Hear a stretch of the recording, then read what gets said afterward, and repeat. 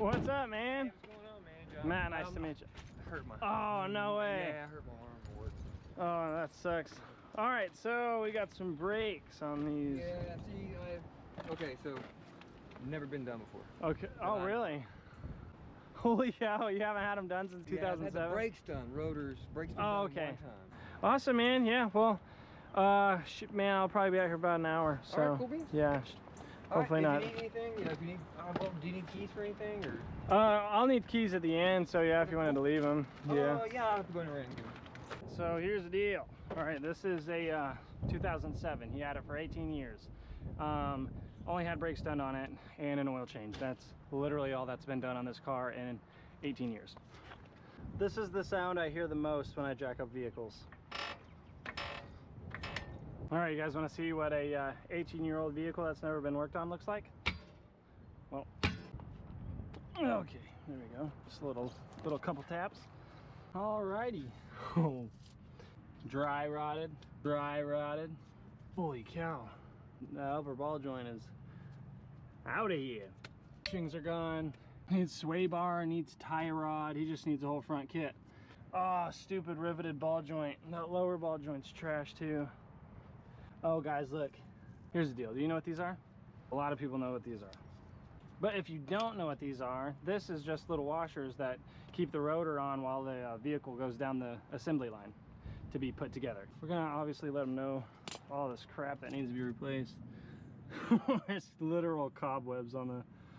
Look how decrepit this thing is. It's just breaking in pieces.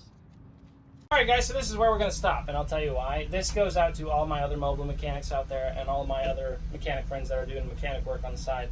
That sounded weird. But anyways, this is the situation we're experiencing. This customer called us out there for a brake and rotor change.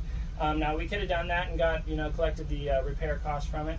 And I actually did purchase the rotors and brakes out of pocket, so, I could have collected that as well. Now, here's the deal. You don't want to do that when you see obvious other parts that are, like, terribly bad, that are worse than the part that you're replacing, and that need to be addressed first.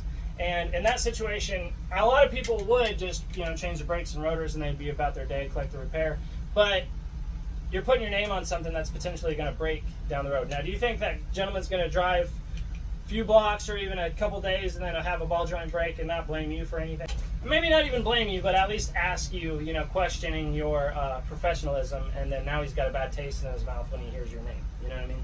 So I reached out to him and I was like, hey, yo, man, here's the deal. We got other parts that need to be replaced and they need to be addressed before the brakes and the rotors. Now, I would have just changed the brakes and the rotors if I absolutely needed to, but I'm not. Here's the deal. I don't put my name on stuff like that if I feel like down the road it's going to, you know what I mean? So I just reached out to him. I said, hey, look, here's the deal. This is the situation. We need to replace all these parts. I'll do it for you. I gave him a price, and that was like 3 months ago, okay? So I just wanted to let you guys know. I wanted to elaborate my theory on the thought. I wouldn't replace. If you're doing, and they're doing like an axle and you see a control arm that's about to like pop loose, don't do it, okay? Address the axle or address the lower control arm. Let the customer know, like, hey, this is the real situation. Yeah, you may have a bad axle. Yeah, you may have a bad tire rod. Yeah, you may have bad brakes, but here's the situation. You have another component that needs to be addressed first. And here's the deal. A lot of people are like, oh, that's how you're trying to make money and things like that. But you guys know that I don't fool around like that. I don't, you know what I mean, try to cross anything up and cause more to the story. But in a situation like that, you don't ever want to replace one thing and not address the other, especially if it's, in that type of condition. Now, here's the deal. I did have to walk away from this job, and then I let the customer know, I'll come back once we get those components. And I don't know if you like that or not because he's never called me back. But if you leave and the customer thinks like, man, this guy's just money hungry and that's a better thought that the customer has than, man, this guy is shiesty. All right, but here's the deal, man. If you're watching this video, reach back out to me, brother. I'll buy those parts and I'll put it on. We'll work something out. All right, we'll work something out. You got to be safe.